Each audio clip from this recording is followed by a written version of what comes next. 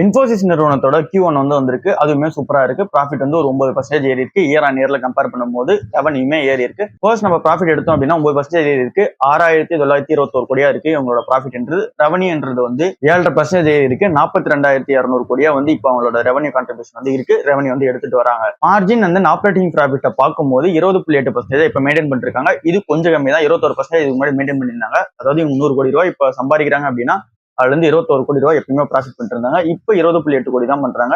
அந்த ஒரு 2 லட்சம்ன்றது 2 லட்சமா 20 லட்சமா தெரியல. சோ அது வந்து மிஸ் ஆகுது அப்படின்ற மாதிரி வச்சுங்க. ஸோ இந்த மார்ஜின் 20.8% வந்து மெயின்டைன் பண்ணிட்டு இருக்காங்க. டீல்ஸா நம்ம எடுத்து பார்க்கும்போது இந்த கம்பெனியோட டீலிங் எல்லாம் வந்து எடுத்து பார்க்கும்போது $3.8 பில்லியன் நெட் ஒர்த் உள்ள டீலிங் வந்து இந்த கம்பெனி கிட்ட வந்து இருக்கு. இது ஃபுல்லாவே இந்த குவார்டர் மட்டும் பண்ணது. இதுல ஹைலைட்டான விஷயம் என்ன அப்படின்னா இல்ல பாதி கிளைண்ட்ஸ் வந்து புது கிளைண்ட்ஸா இருக்காங்க. அதாவது இந்த 3.8 கோடியில நம்ம பாதியா பிரிச்சோம் அப்படின்னா அந்த பாதி வந்து புது கிளைண்ட்ஸ் கிட்ட இருந்து மட்டும் வந்திருக்கு. மீதி பாதி தான் வந்து ஏற்கனவே இருக்க எக்ஸிஸ்டிங் கிளைண்ட் கொடுத்த ஆர்டரா இருக்கு. எம்ப்ளாயிஸோட ஹெட் கவுண்ட் எடுத்து பார்த்தோம், அந்த அட்ரிஷன் ரேட் எடுத்து பார்த்தோம்னா சூப்பரா மெயின்டைன் பண்ணிட்டு இருக்காங்க. 14க்கு மேல இருக்கு. 14.4% வந்து இருக்கு அட்ரிஷன் ரேட்ன்றது. அப்படின்னா ஆப்வியஸ்லி அந்த கம்பெனில இருந்து யாரும் வெளியே போகல.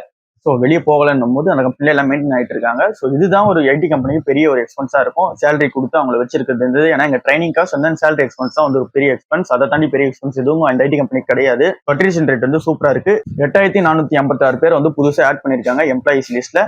ஸோ டோட்டலா உங்களோட ஹெட் கவுண்ட் வந்து டோட்டல் எம்ப்ளாயிஸோட ஹெட் கவுண்ட் எவ்வளவு இருக்கு அப்படின்னா 3,24,000 பேரா வந்து இருக்காங்க. இன்ஃபோசிஸ்ன்றது ஸோ இந்தியாவிலே செகண்ட் லார்ஜஸ்ட் ஐடி நிறுவனம் இவங்க தான். பிசினஸ் இவங்களுக்கு எங்க க்ரோ ஆயிருக்கு அப்படின்னா யூரோப்ல வந்து ஒரு 12.2% வந்து க்ரோ ஆயிருக்கு. அண்ட் தென் மேனுஃபேக்சரிங்ல ஒரு 12% வந்து க்ரோ ஆயிருக்கு. இந்தியாவில் லைஃப் சயின்சஸ் செக்மெண்ட் மட்டும் கொஞ்சம் டிராப் ஆயிருக்கு. இங்க இருந்து ப்ரெடிக்ஷன் இந்த கம்பெனியோட ப்ரெடிக்ஷன் என்னவா இருக்கு அப்படின்னா இந்த 20-22% இந்த ஆப்ரேட்டிங் மார்ஜினை மெயின்டைன் பண்ணணும். இதை தாண்டி பெரிய கைடன்ஸ் வந்து கிடையாது. ஸோ இதுக்குள்ளேயே அப்படின்னா மெயின்டைன் பண்ணிக்கணும் கம்பெனியா. அந்த ப்ராஃபிட் கீழே விட்டுறக்கூடாது, அதுக்கு மேலதான் போகணும் அப்படின்றது தான் இந்த கம்பெனியோட பிளானா இருக்கு.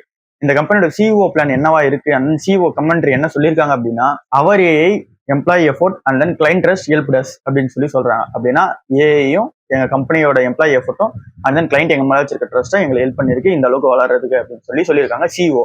சிஎஃப்ஓ என்ன சொல்றாங்க அப்படின்னா எங்க கிட்ட இந்த மார்ஜின்ஸ் வந்து சூப்பரா இருக்கு, ஸ்டெடியா மெயின்டைன் பண்ணிட்டு இருக்கோம், ஃபினான்சியல்ஸ் வந்து சூப்பரா இருக்கு, என்னதான் கரன்சி ஃபிளக்சுவேஷன்ஸ் இருந்தாலும் நாங்க ஸ்மார்ட்டா ஹேண்டில் பண்ணிட்டு இருக்கோம் அப்படின்னு சொல்றாங்க. ஸோ ஓவராலா பார்க்கும்போது இந்த கம்பெனியோட ரிசல்ட்டும் சூப்பராகவே இருக்கு.